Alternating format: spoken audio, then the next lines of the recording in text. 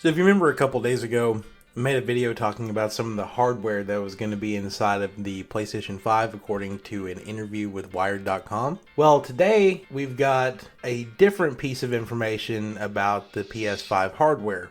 This time we've got our first possible actual look at a PlayStation 5 dev kit. Now, if you saw the thumbnail I used in the last video, or if you've just been on YouTube or the internet in the past couple of weeks, you've probably seen this really wonky looking PlayStation 5 design that kind of actually looks like a V, but it's got a bunch of vents on it. It doesn't really look like your typical game console, especially from Sony, because Sony always makes really sleek looking consoles and not a weird outer space looking thing. I don't even know what you would call this.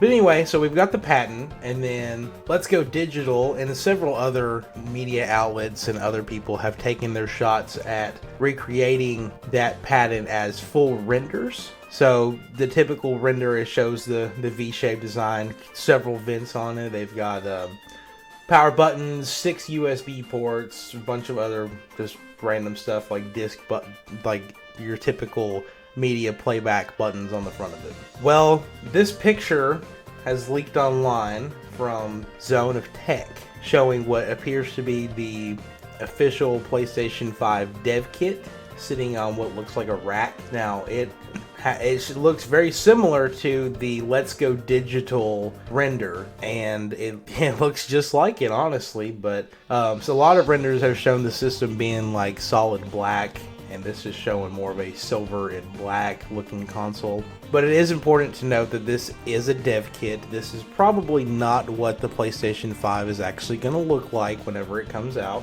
It is important to note, however, that in some cases the dev kits have looked a lot like the console before it came out, and in other times it hasn't.